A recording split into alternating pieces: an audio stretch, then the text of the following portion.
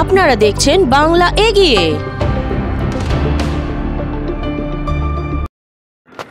হাওড়া শিবপুর বাল্টিকুটির অঞ্চলে 21শে জুলাই শহীদদের স্মরণ করে দেখা গেল এক কর্মসূচি। 21শে জুলাইয়ের সমর্থনে এই দিন উপস্থিত ছিলেন হাওড়া শিবপুর বিধায়ক মনোজ তিওয়ারি। সভার শুরুতে শহীদদের জন্য 1 মিনিট নীরবতা পালন করে সভা শুরু করেন বিধায়ক মনোজ তিওয়ারি। এই দিন সভাতে জানা যায় আরও অনেক গুরুত্বপূর্ণ কথা ও তথ্য এই 21শে জুলাই, এই অমর 21শে জুলাই সম্বন্ধে। এই সভার প্রধান উদ্যোক্তা বিপ্লব দে, শিবপুর তৃণমূল কংগ্রেসের সাধারণ সম্পাদক, ও শ্রীমন্ত হাজরা, সভাপতি 65 নম্বর ওয়ার্ড তৃণমূল কংগ্রেস। তাদেরকে একটু মুখে জল দেওয়ার জন্য যে কর্মীরা এগিয়ে গেছে, তাদের গুলি করে ঝাঁঝরা করা হয়েছে।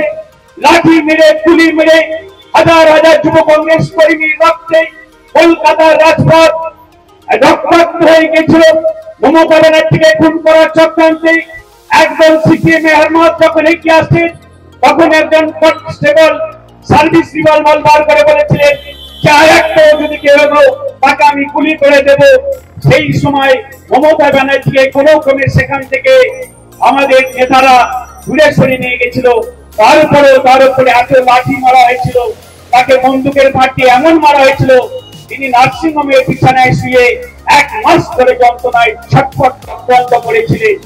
আর সেই 21শে জুলাই যে 4 জন যুবক শহীদ হয়ে গেছিলেন মমতা ব্যানার্জি, তাদের জন্য তিনি সেই নার্সিংহোমের বেডে বসে বই লিখেছিলেন উপলব্ধি।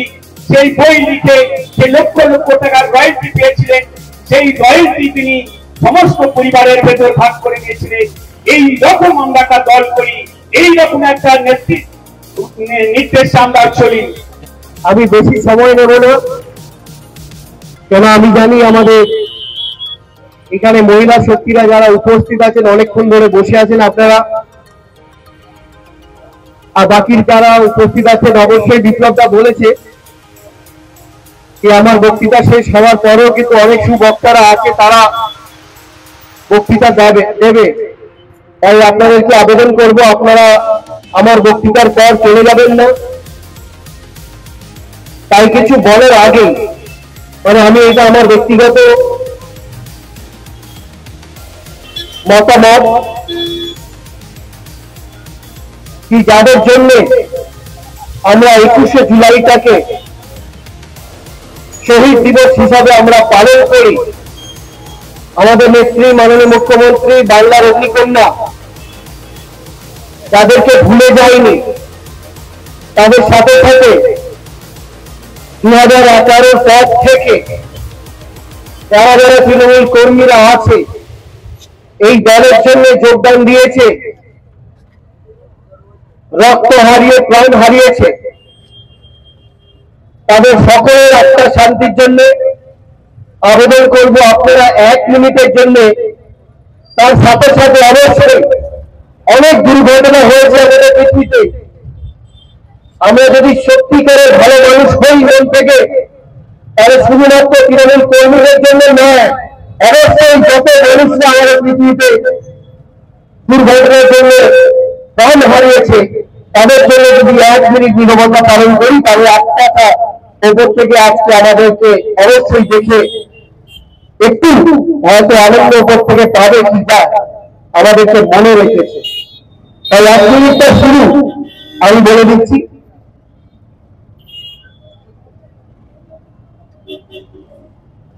শুরু করব।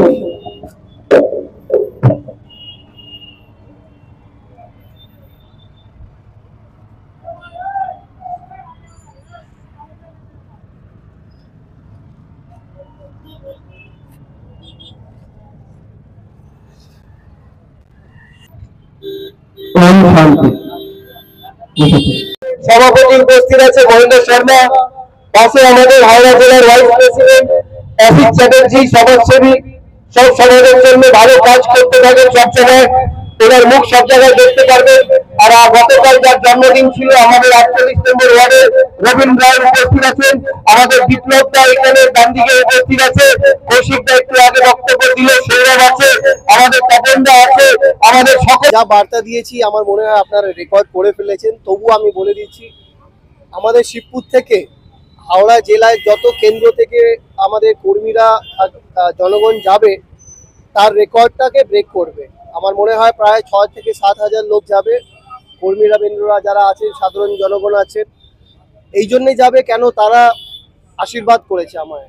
আর এই প্রায় 4 বছর 4 বছর ওভার হয়ে গেছে, অনেক কাজ করাতে পেরেছি। আর আমাদের নেতৃত্ববৃন্দরা সবাই মিলেমিশে সহযোগিতা করেছে, মানুষের দাবিগুলো পূর্ণ করতে পেরেছি বলেই এত রেকর্ড আমরা করতে চলেছি। এটা আত্মবিশ্বাস আছে।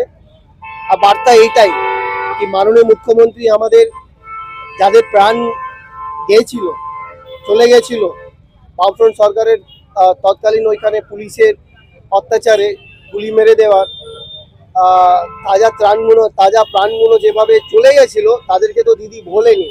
তাই প্রত্যেক বছরের মতন এই বছরও তাদেরকে মনে রাখার জন্য এটা 21শে জুলাইটা শহীদ দিবস হিসাবে আমরা পালন করি, দিদি পালন করে। সেখানে আমরা গোটা রাজ্য থেকে আমাদের সমর্থকরা উপস্থিত থাকে, জনগণও উপস্থিত থাকে। আর ওইটাই কিন্তু প্রমাণ থাকে বিরোধী দলের সামনে কি আমাদের দল এখনো কিন্তু অনেকটাই শক্তিশালী, আর অন্য কোনো দলের কোনো বিকল্প আমাদের রাজ্যতে নেই। তাই আমরা দিদির নির্দেশ আগামী দিনের কি হতে চলেছে সেইটা শোনার জন্য আমরা সকলেই উপস্থিত থাকবো। দাদা, এবছর মানে একটা সবচেয়ে বড় ইস্যু হচ্ছে যে বিরোধী শক্তি চাইছে বাংলা থেকে বাঙালিদেরকে বহিষ্কার করে বাংলার শিল্পকে খর্ব করা। তো এই ইস্যুতে গতকাল মুখ্যমন্ত্রী অভিষেক বন্দ্যোপাধ্যায়কে নিয়ে এবং আরো অন্যান্য দলীয় নেতাদেরকে নিয়ে পদযাত্রা করলেন, রাজপথে কলকাতা রাজপথ ছিল, বৃষ্টির মধ্যে একটা সভা করলেন। কি বলবেন আগামী 21 তারিখে এইটাকে নিয়ে বড় ইস্যু করবেন? দেখো, পদযাত্রা যেটা করেছে দিদি সেইখানেই প্রমাণ হয়ে গেছে, সেইখানেই উত্তর।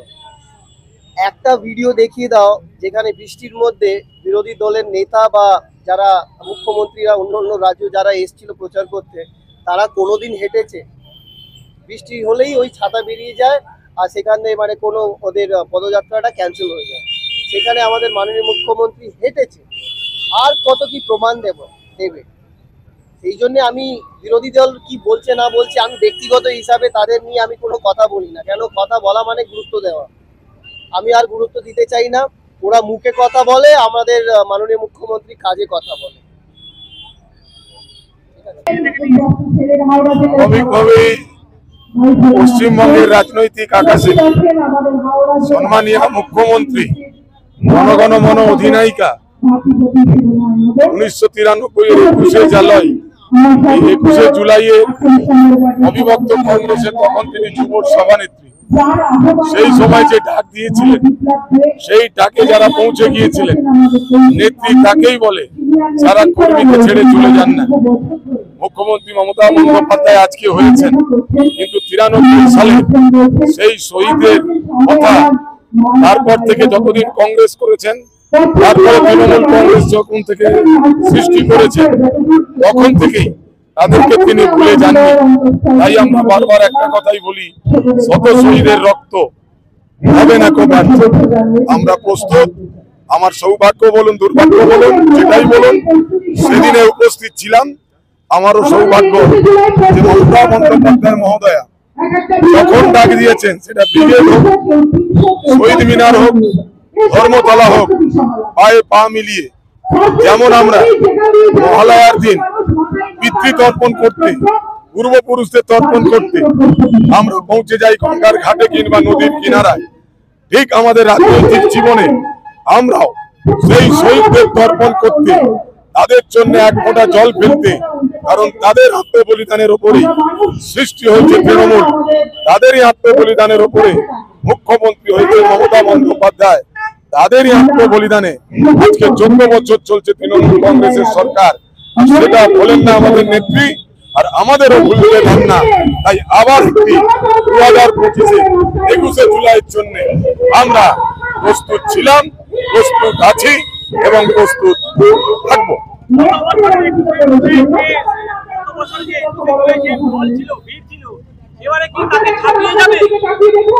দেখুন, আমি যতদিন যাচ্ছি আমার দীর্ঘ রাজনৈতিক জীবনে, আমি 93 21শে জুলাই ছিলাম, তারপর থেকে যত 21শে জুলাই হয়েছে পরপর আজও পর্যন্ত আমার দৃঢ় ধারণা প্রতিবারে সংখ্যা বৃদ্ধি পায়, কোনোদিনই সংখ্যা কমে না। তাই এবারেরও সংখ্যা বিগত সব সংখ্যাকে অতিক্রম করে আবার একটা নজির গড়বে। শহীদ স্মরণে আপনে মরণে রক্ত ঋণ শোধ করা।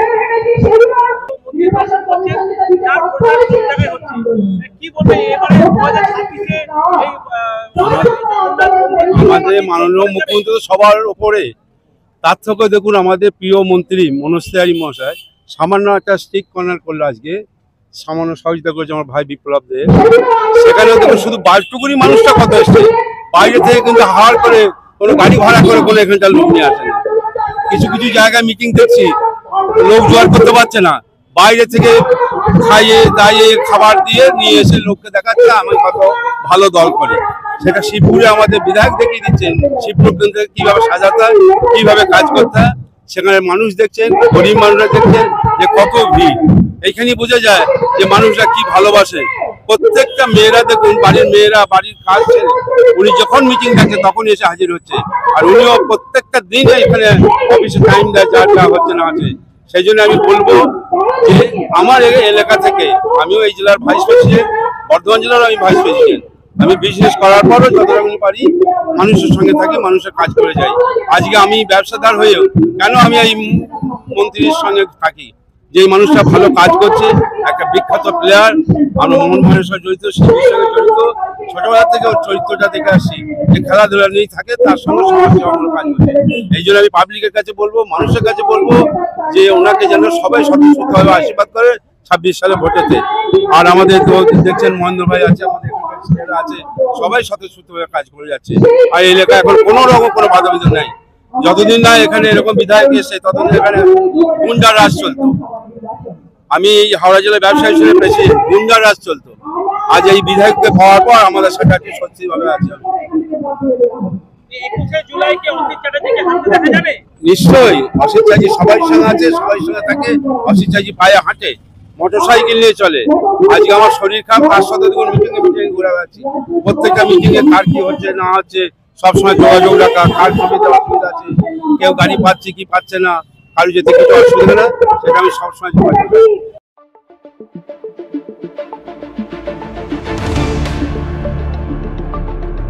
দেখতে থাকুন বাংলা এগিয়ে।